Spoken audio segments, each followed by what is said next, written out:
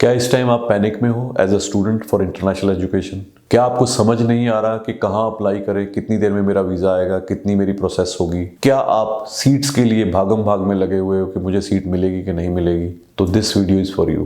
Please watch this video till the end. Hello friends, मैं Amit Kaushal, Jupiter Study Abroad consultant Chandigarh से। जैसा कि आप जानते हैं, कुछ दिनों से जो ट्रेंड है वो ऑस्ट्रेलिया एजुकेशन की तरफ चेंज हो रहा है, बढ़ रहा है। उसके कई रीज़न है। एक तो सबसे बड़ा रीज़न है कि ऑस्ट्रेलिया ने अपने बॉर्डर्स खोल दिए हैं और ऑस्ट्रेलिया के प्राइम मिनिस्टर ने ये भी बोल दिया है कि अब कोई भी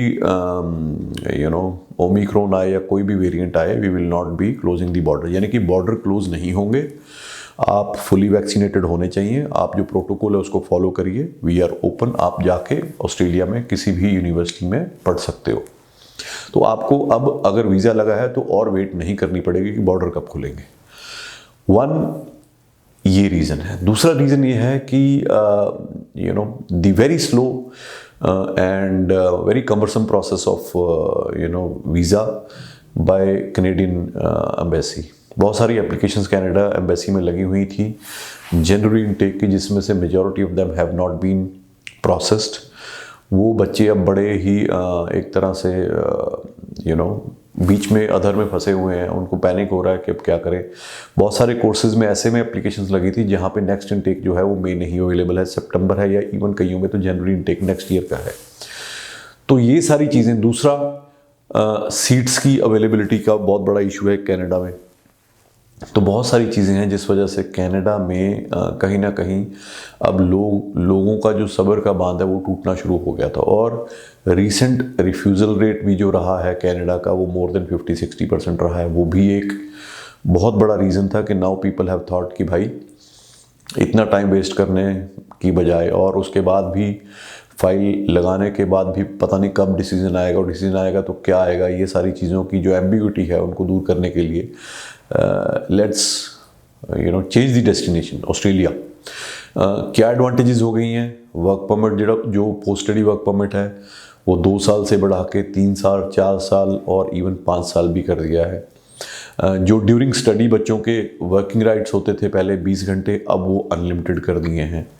तो इससे क्या होगा? इससे आपको अपॉर्चुनिटीज़ ज़्यादा होंगी। वर्क परमिट बढ़ने से आपके पीआर होने के चांसेस बहुत ज़्यादा बढ़ जाएंगे। जो वेट सेक्टर के कोर्स हैं, डिप्लोमा कोर्सेज हैं, उनमें पहले पोस्ट स्टडी वर्क परमिट नहीं होता था, उनमें भी 2 साल का पोस्ट स्टडी वर्क परमिट कर दिया है।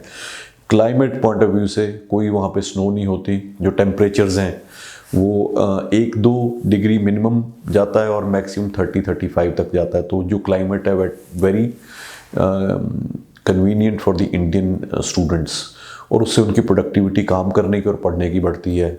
और जो वेज रेट है वो तकरीबन 135% और 150% ऑफ वेज रेट जो कनाडा का है उससे ज़्यादा है। तो ये सारे जो फैक्टर्स हैं।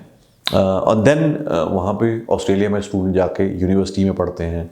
They go and do their bachelor's degree और मास्टर्स डिग्री, जिसकी वैल्यू अगर हम इंटरनेशनल मार्केट की बात करें वो कैनेडियन डिप्लोमा से या पीजी डिप्लोमा से बहुत ज़्यादा है। तो ये सारी चीज़ें हैं जिनकी वजह से अब पेरेंट्स और इवन स्टूडेंट्स भी सोच रहे हैं कि let's change the destination country, let's go to Australia, because Australia अब खुला है। Australians are desperate to invite you, give you visas। तो ये वीडियो बनाने का पर्पज़ ये है कि फेब और मार्च इनटेक, जो कि इमीडिएट इनटेक है ऑस्ट्रेलिया में, अगर आपने उसमें जाना है तो आई वुड से कि this is the last week to apply your application. इससे ज़्यादा डिले करेंगे तो आपकी एप्लीकेशन जून जुलाई में चली जाएगी। तो अगर आप ऑलरेडी टाइम वेस्ट कर चुके हो और नहीं करना चाहते तो अभी आप फ़ोन उठाइए और दिए हुए नंबर्स पे कॉल करके अपनी एप्लीकेशंस को असेस कराइए और एप्लीकेशन फाइल करिए। जो भी आपका डिज़ायर्ड इंस्टीट्यूशन है या डिज़ायर्ड सिटी है, वहाँ पे we will give you options. हर एक सिटी में we have options available. We are airy member, as I mentioned in my previous videos. You can trust an ARI member for Australian Education Consultancy। तो देर ना करिए, अभी phone उठा के call करिए and we will be more than happy to assist you. Thank you so much.